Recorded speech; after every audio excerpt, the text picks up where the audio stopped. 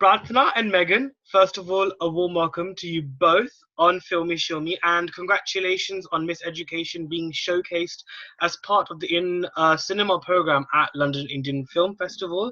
I think, Prarthana, I just want to begin with you. The film Sure. explores the idea of Indian culture adapting to American lifestyle in a very unique way. So, what drove you to present this story through a different lens? So I co-wrote this film with Kate Tuxford, and we started working on this movie way back when we were in grad school. And we love high school films. And I actually grew up in India. I didn't go to high school in the U.S., but I love high school films. I love John Hughes movies. And I was like, why are there never any kids of color in these movies? Like, they all go to high school too, right? Is American high school just full of white kids? And having grown up and been through high school, whether you're in the US or India or the UK, like high school is pretty intense and a weird experience because, you're coming of age, you're going through adolescence, and it's extremely confusing, strange, wonderful, painful for all of us, girls, boys alike, and it really was like, why don't we see these films about girls and girls of color? So that's sort of where we wanted to sort of start with this film. And then it also felt kind of timely because of everything that's going on in the US. I don't know if you know, but it's pretty wild here. So Hmm. it just felt kind of timely that we tell this immigrant story and what it's like to assimilate. Sometimes it can be kind of challenging. Right, right. I think a similar question I would like to extend to you, Megan, as well. I mean, what was your view when you first heard the script and saw the story of it being sort of a tale about an Indian family adapting to the American lifestyle and a girl trying to fit in to that? What was your initial reaction like? I mean, when I first read the script, I immediately loved it. It just resonated with me on all kinds of levels. I mean, Yeah. the first opening scene is what I read, and when reading that, I was just like dying of laughter, and I was like, okay, I need to get this. Um, and I was already so invested that I was like, I don't even care who gets cast in this. I'm gonna watch this no matter what. But going into trying to fit in and stuff, I was born in the U.S. Hmm. However, I did live in India for about 2.5 years when I was about 5 years old. I know you're shocked. I see you see your face. I am very, I know. I think the viewers missed my expressions. I was like, oh, okay, this is what Yeah, so I lived in India for 2.5 years. And when I came back, I went straight into third grade. And I just remember certain things that I had that had been indoctrinated in my time of being in school in India and like coming back to the States and then doing those things. And then kids just being like, she's so weird. Like, what is she doing? Like, for example, in India, when you get called on to read something, you have to stand up. And so here in third grade, I did that, and I would get called on to read something, and I would just immediately like stand up. Or when the principal walked in, I would like stand up, and they were just like, who, what? And so I remember that like starting to not at first realizing that this is not what it's like, but then having to assimilate with the culture more and more and get back into it. Yeah. And unlearning things that I had learned. So I had that connection with Bindu of just feeling like, wait, I don't really know where I am. Yeah, absolutely. No, I think literally I was going to ask you actually about later on about which aspects were relatable to you, but I guess the role as a whole then must have really spoken out to you, right? Yeah, I mean, awkwardness, terrible with boys, you name it. That's me. I'm literally Bindu. I don't know how she can be terrible with boys, but yeah, boys don't know what's up. That's what I'm saying. Yeah, don't worry. I think you're not the only one in that situation. I think everyone is pretty much in that same. I could feel this certain things about Bindu where she's just so awkward. I was like, yeah, this was kind of me back in school. Minus kind of like the whole aspects of the pressure that she has on her head. But yeah, I think that was very interesting as well. But Prarthana, I know you mentioned this about with what's happening in America right now. We as a society have somewhat changed, and I feel like perhaps it's not as alien. Like the whole concept of Indians in America is not as alien as perhaps it would have been like maybe 10, 15 years ago. How relevant do you think this movie will be with the audiences when they watch it? I think the film is not really about her being from another place, So Bindu could be anybody. Bindu could be just anyone who doesn't fit in. And, the film doesn't really rest on her being an immigrant alone. I think what it really comes down to, and when you watch the film, it's a movie about insecurities at that age, amplified by just kids not knowing how to deal with their own problems, so they put it on others, right? So that's sort of what we went with. And if you look at the film, like every single character, it's kind of like, a little bit of an ensemble cast. They all have their own secrets that they're trying to hide from others, right? So Bindu ends up being sort of the scapegoat of the situation. She just happens to be the new kid, and she happens to be from India. We tried to play on a lot of the tropes in high school movies, which is typically the new kid is like, gotta be a strange, weird kid, But the only thing that we wanted to do, sort of play those tropes on their head. Like, she doesn't become prom queen, newsflash, she doesn't become the most popular girl in high school. She doesn't, we wanted to kind of make a movie that felt like kind of what high school's like. It's like, you might go through something really intense that only you know about, because the person 2 lockers down from you is probably going through something just as crazy, and that's what high school's like. And we kind of wanted to play on that, where she goes to this arc, she finds out what making friends is like, she becomes okay with herself, where she's like, I don't care what you guys call me or think of me, I just don't care, And I think that's really what we wanted to say, is that names and things that people call you only have power if we give it power. And if it doesn't mean anything to you, then mean anything. Oh, very well said. And I think I'm glad you mentioned that, because I was gonna ask, because bullying and slut shaming, racism, harassment, these are sort of subtopics which the film covers as well. I mean, very lightly. I mean, it's just a mention of, or just a small depiction of them in certain situations in the film. But do you think perhaps a serious approach would have helped to convey a more sort of gripping narrative on the onset in terms of those topics in particular? Do you think perhaps a more serious subject would have maybe I guess magnify the issue a lot more, do you think? I mean, I think, you can make a movie that is serious about the topic, or you can make a movie that does it with humor. We didn't necessarily go out to make a movie about bullying. We went out to make a movie about a girl who has a completely insane day. And in the wake of this completely insane day, all these other things unfold. But what she really learns is that that she has power over others just by not taking anything they say seriously, And I think that's what we really went out to say. And of course, you could definitely make this as a serious film. You can make this as a funny film. It's also really been interesting, sort of when we played this movie with different audiences. So if we played in a festival that's predominantly non-Indians or non-Asians, they think it's a heartwarming tale. It's such a, just a funny coming of age movie, and they're just like laughing and having a great time. And then when we watch it with, Indians or South Asians, to them it's a much more serious film because it touches closer to home. Some of them have experienced these things. So it's been very fascinating to see the film viewed through different perspectives and lenses, and it resonates so differently. And I think that's also been very eye-opening to sort of watch and see the questions that come of it, and the reactions and the laughter or the lack of laughter, or the moments and stuff. So that's also been really interesting to kind of explore and see. Sure. I think I guess different audiences will have different opinions on the film as well, like you said. And obviously, I guess you can't really customize to everyone's taste, right? But I think exactly. I think it's a different attempt, and I think I can definitely vouch for the fact that it's told from a very different angle rather than your usual kind of stereotypical, Indian American kind of culture clash, so to speak. Speaking of culture clash, Megan, you play a rather oppressed and somewhat of a misfit in the film, as we kind of mentioned at the beginning of our chat. So, what helped you to prepare for the role in particular? Oh man, I feel like this sounds so bad. I feel like I should have a really actory response. Like, I shut myself away in an apartment for 3 months and really had to meditate on who the essence of what Bindu was. Yeah.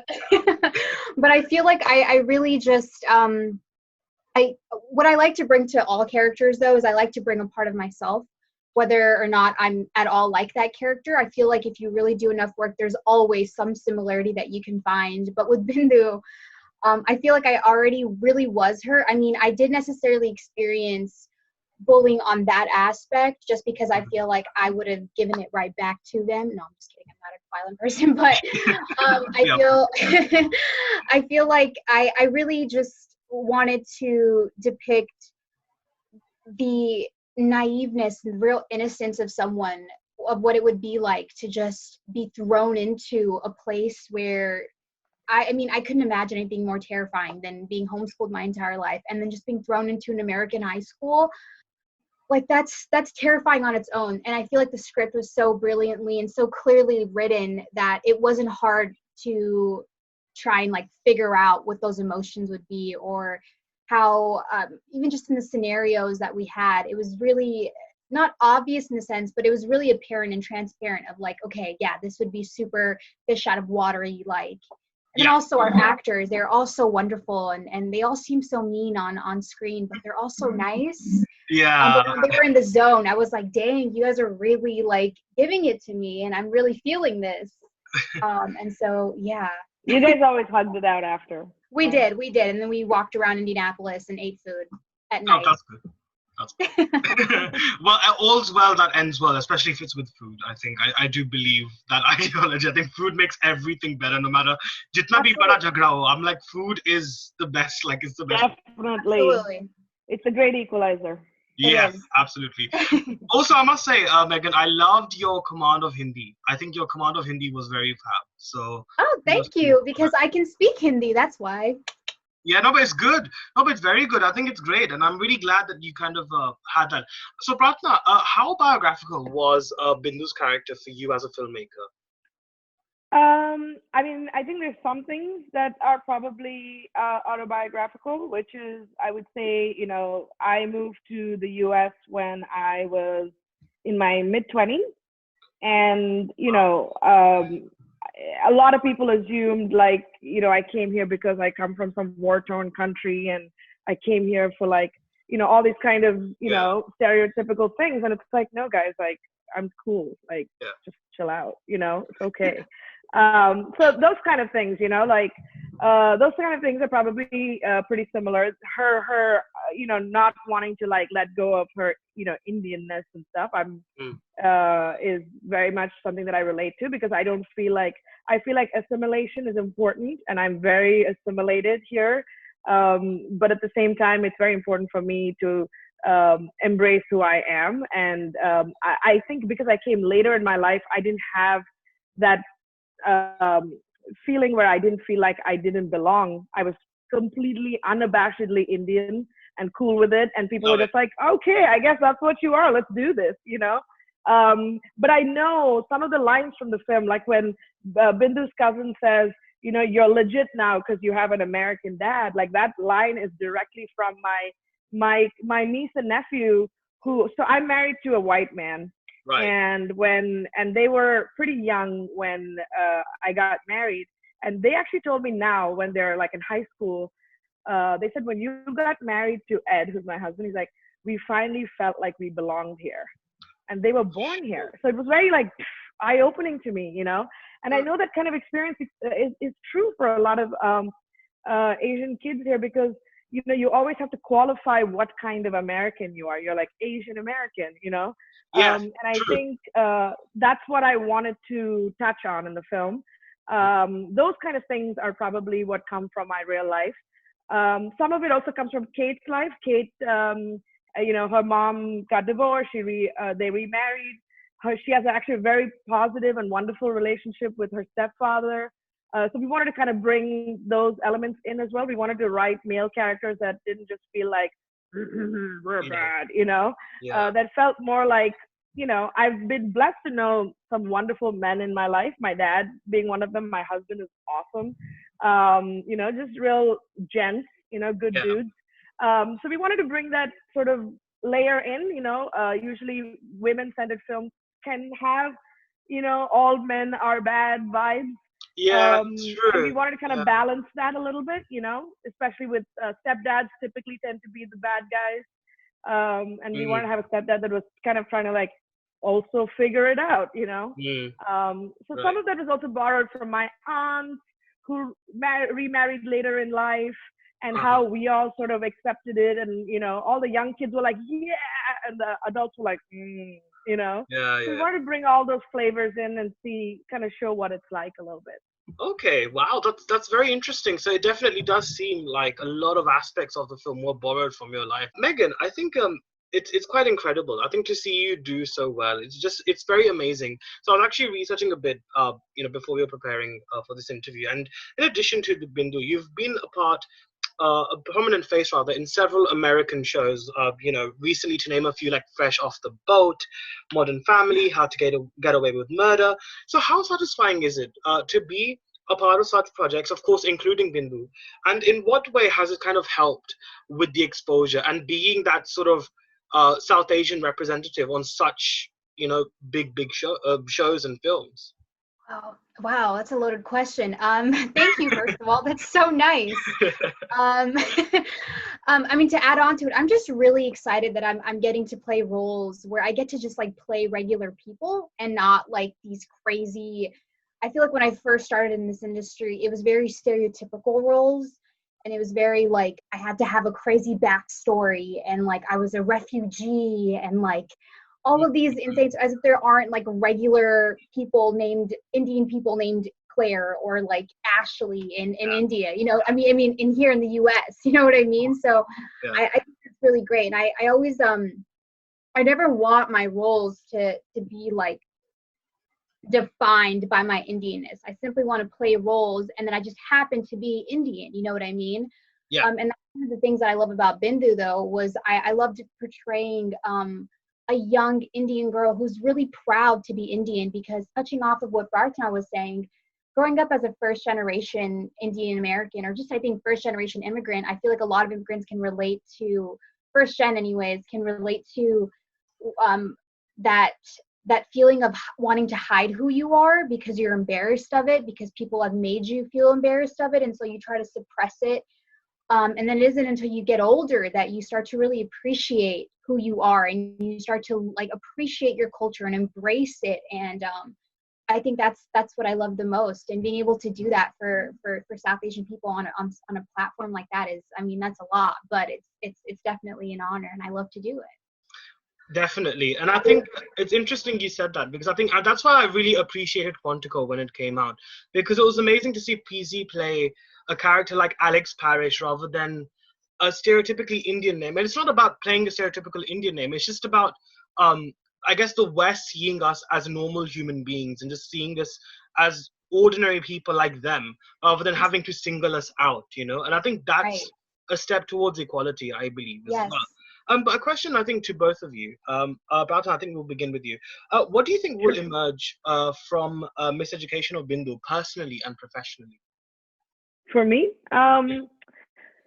I want to be able to tell more stories like this.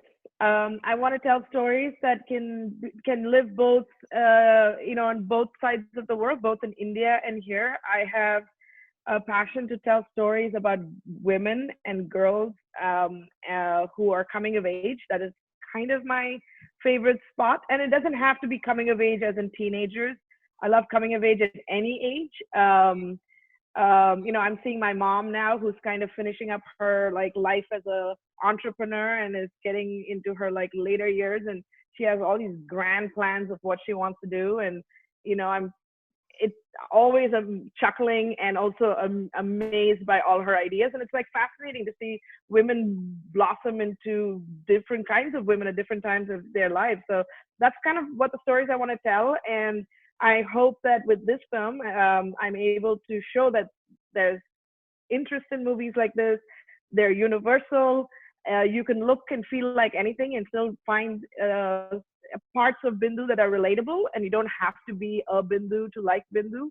And I think that's kind of what I want to do, and I feel like it's resonating. So I'm excited about that, and I want to keep pushing that forward. Yeah. Indeed. I think so. I think coming of age is very subjective, and it's not just limited to actual, numbers. And I think that's a very good point that's been made there as well. But also with you, Megan, as well. What would you like to emerge from the film? And given the fact that we have shows like Never Have I Ever on Netflix as well, in what way has that played a major role in sort of breaking the glass ceiling for like Indians, normal, ordinary Indians, just customizing to the American lifestyle and kind of in their, kind of exploring themselves as people as well?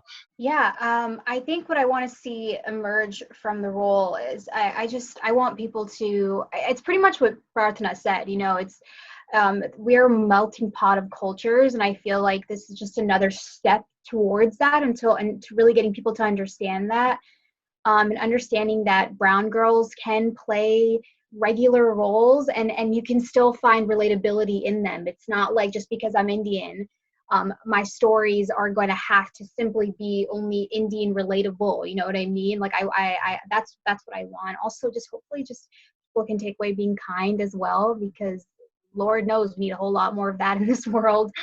And then as far as Never Have I Ever, I mean, that's, I mean, they're killing it. They're killing it. I love the fact that so many people resonated with it and so many people love the show.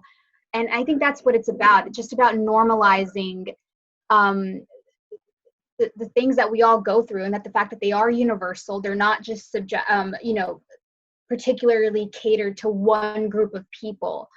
And just, I think that through these similarities that we can see, maybe they can just, in the grand scheme of things, bring us a little bit closer than we are right now.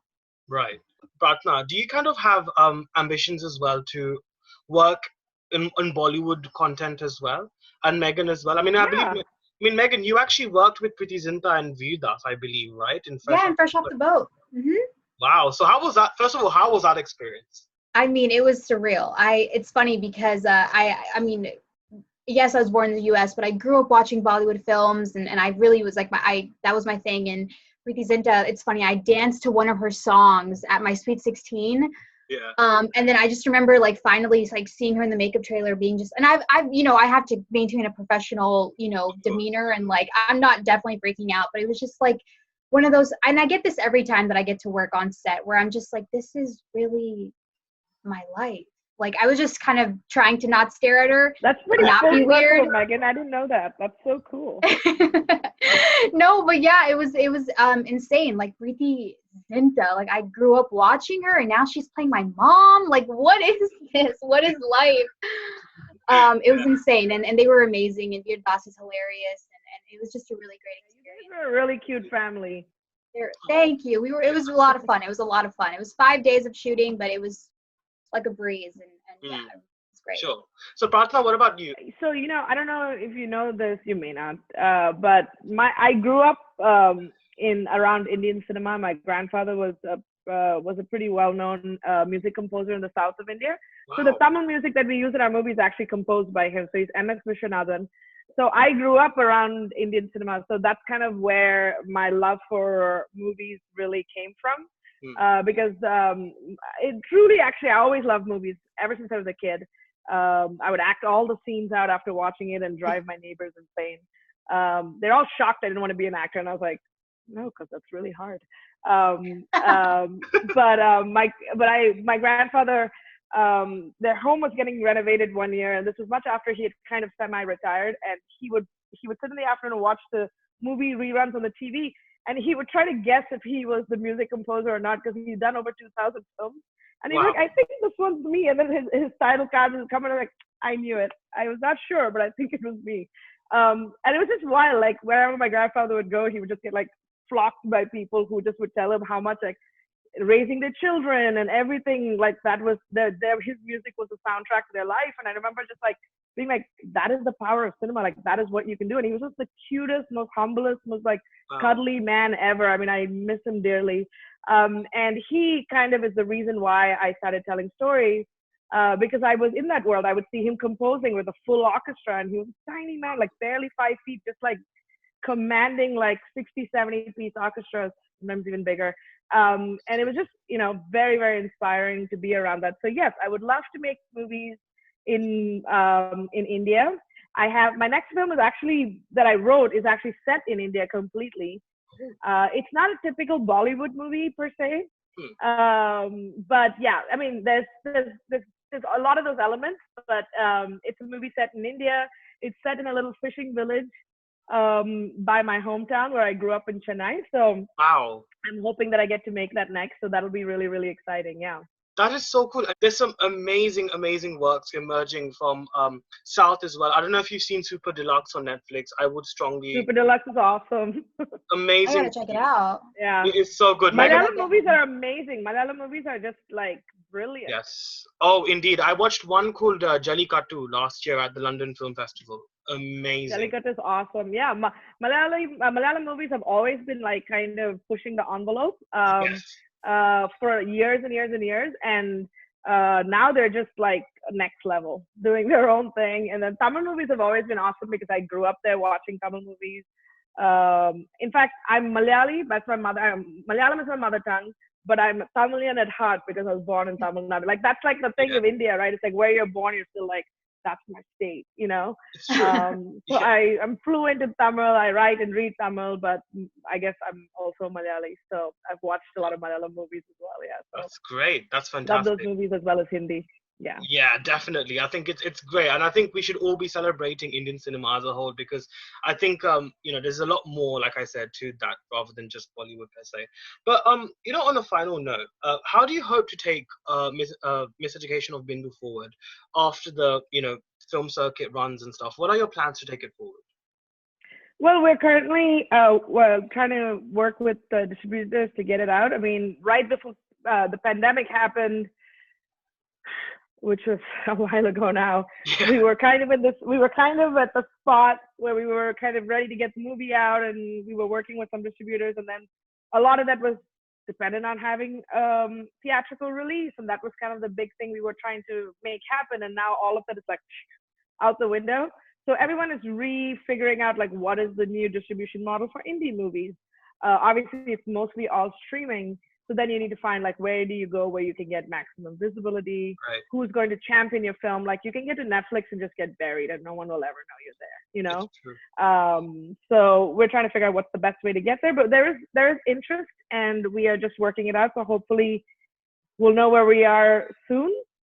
I can actually imagine Fox backing this film. Like it does seem like a very Fox Star Studios type of a movie, and I really can imagine them backing it. So I've got my fingers crossed for that. Thank you. You need Fox. We're the Fox executives. Fox. Fox Stars, where are you guys? But definitely. But Megan, what else can we look forward to from you as well? Well, auditioning just started opening back up, so I'm excited to get back in the game for that. I have a new indie out called Drama Rama. Wow, very good. And that just came out and it's doing its festival run, so we'll see where that ends up. But other than that, I mean, I'm just trekking along this journey and figuring it out as I go. Oh, that's good. Well, I think it's just so wonderful to see an endeavor like Miseducation of Bindu, which, like I said, showcases a story which we're all familiar with, but through a very different angle. And I think that's something that we can all appreciate.